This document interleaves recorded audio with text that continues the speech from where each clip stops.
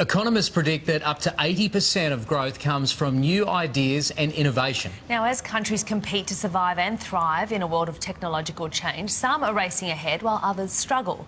The question is, how has Australia fallen when it comes to building a sustainable future?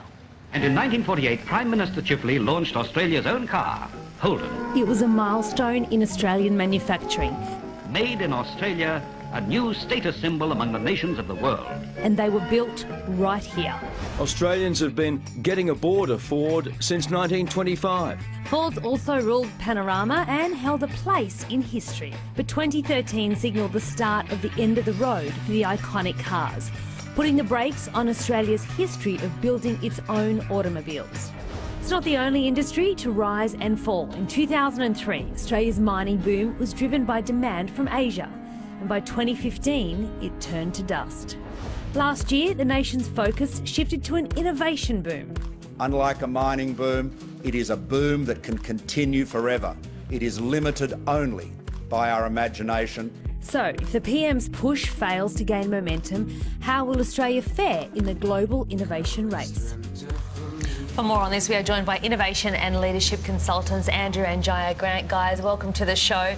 Gaia, let's start with you. We hear the word innovation gets tossed around quite a lot. What does it actually mean? Well, I think it's interesting that people typically focus on products or outcomes of innovation, but they don't think about it as a process. And there's actually two sides or two parts to innovation. The first part is the ideas. So you need to have people coming up with novel ideas, something that's different. And then the second part is that you need to be implementing those ideas. So there needs to be the follow-through. And typically we focus on the outcome without thinking, well, there's this whole process and there needs to be a culture behind it to support that process. So there's a lot more than what we typically think. And the other thing is that we typically focus on technology. But there's a whole lot of other areas that we can innovate in. So we can innovate in services, in systems, in processes.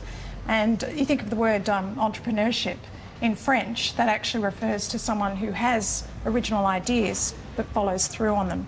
So I think that's a nice way of thinking about what innovation really is. Yeah, well, Andrew, in that package there, we documented the collapse of two major industries here in Australia. So how important is innovation in this country? Well, I think as a country, we were in the right place at the right time. We had these natural resources. We were very good back then.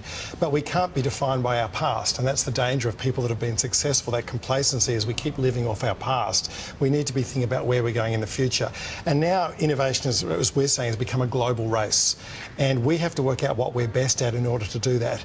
And if innovation was a race, we can't sit back in our chairs and watch it. We have to be part of that race, and we have to work out what's going to get us to the front of that pack. How do we stack up then on a global scale, Australia, if we're talking about innovation? Well, there's lots of different ways people measure innovation. So on one of the statistics that I've got from the Australian Innovation Systems Report says that only 16% of Australian companies have a creative culture or an innovative culture, compared to 44% of the top 100 global companies. 39% of Australian companies don't even have an innovative culture, which means to me they're basically out of the race, and they'll be, if it was a game show, they'd be eliminated. Right, but there is a suggestion that Australians are a little bit resistant to change. Do you think that will affect us in that regard then? I'm not sure that it's a resistance to change. That could partly be it, but I think there is a major problem with, historically, we have been isolated geographically. So whereas you've got places like Europe and Silicon Valley, where there's a lot of people coming together from diverse backgrounds, so you've got this great collision of ideas. In Australia, we've been isolated. Now that should change now that the internet has brought the world together, and globally we're a lot closer than we used to be.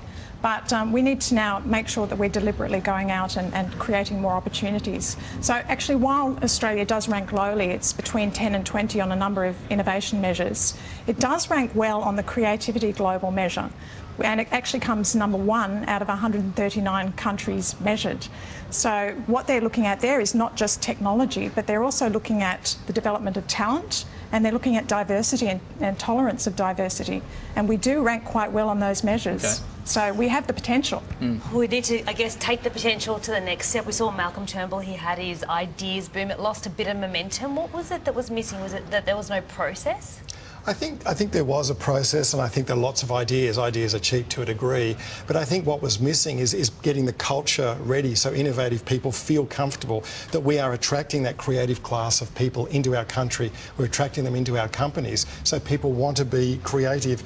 Innovation is not just about hackathons and putting it in your mission statement or giving it a grant from a political perspective. It is about developing an absolute culture of innovation, so every person in the company wants to be innovative and feels free to be innovative rather than shut down by maybe a controlling boss or a process that doesn't allow them to come up with those ideas and be innovative. Well, do you think we can create that here in Australia? Do you think we can create our own Silicon Valley or the like? That's an interesting one. People often like to compare us to, we always like to look at Silicon Valley or Singapore or Israel, companies or countries that have done well. And when you look at the research, they didn't just happen. Someone didn't just throw a grant at them. It happened because all these factors came together that allowed them to be creative and innovative. And the three things that has been studied is that tolerance, technology and talent. When you get those three things together, it attracts the creative class into that group. So if we want to do that in Australia, we need to. Singapore's an interesting one. They were the opposite to us. They had no natural resources. They had absolutely nothing. And so with a very visionary leadership, they pushed forward, cut through the bureaucracy and came up with a vision and a purpose. And their GDP in 50 years, it's gone from the back of the pack to the front, 3,700% GDP. Wow. That's 10 times more than America. So they literally have gone from the back of the pack through to the front. How? Because they had a purpose and they had to do it. They had nothing else to fall back on. They couldn't be complacent. All right, guys, thank you. Very, very interesting. Andrew and Gaia Grant's latest book, The Innovation Race, it is available right now.